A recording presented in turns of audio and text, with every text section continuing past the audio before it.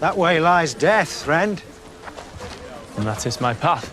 Spoiler alert. We get to witness a detailed portrayal of Sauron's paranormal abilities in The Lord of the Rings, The Rings of Power, where he plays a significant role as the book's title character. Even when Sauron confessed to Celebrimbor that he was an Ainur, his cunning came to light when he promised Celebrimbor the title of Lord of the Rings.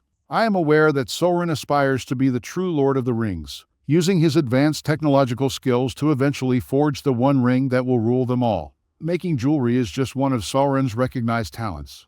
The program also explores others of his less well-known prowess. The Lord of the Rings, The Hobbit, and its appendices all left the specifics of Sauron's abilities open-ended, and the program is free to modify them. In the Silmarillion and other books published after his death, Tolkien extensively discussed Sauron's abilities. Since Rings of Power uses Ainur's name from the Silmarillion, it is clear that it is able to obtain exclusive rights throughout the Legendarium. This, however, does not give the program any more specific information regarding Sauron's skills. It appears that this is not stopping Rings of Force from delving more into an enigmatic force that plays a major role in Sauron's persona. By bringing its peoples together to rule them all as one.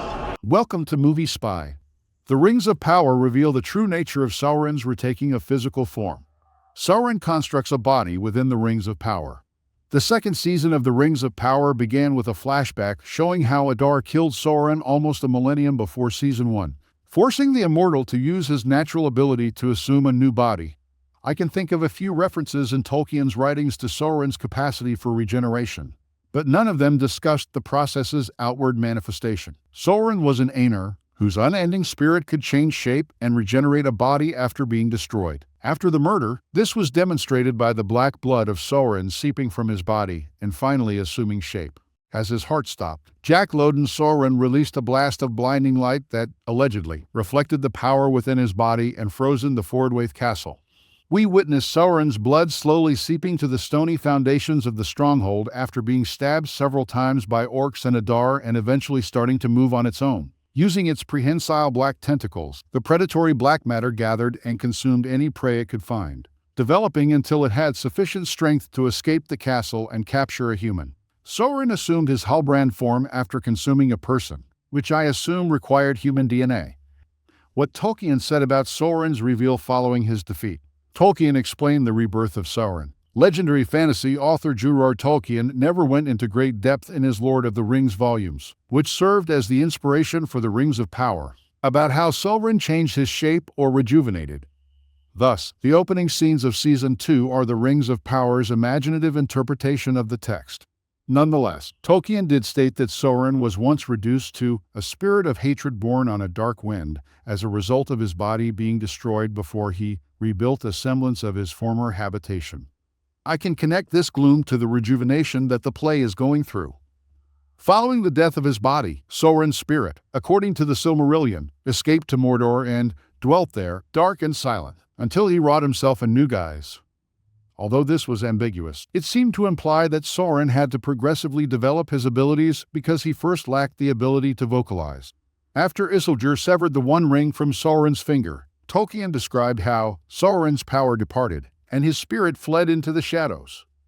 This makes sense in relation to the flash of light that emerged from Sauron's corpse at its death in Rings of Power.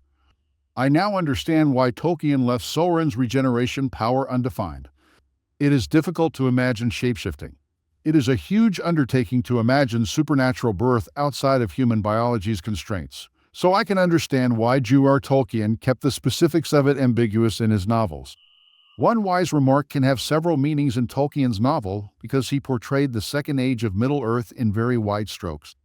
This technique served to produce a story rich in importance. If Tolkien had included more precise information in several of his passages, it would have narrowed their significance.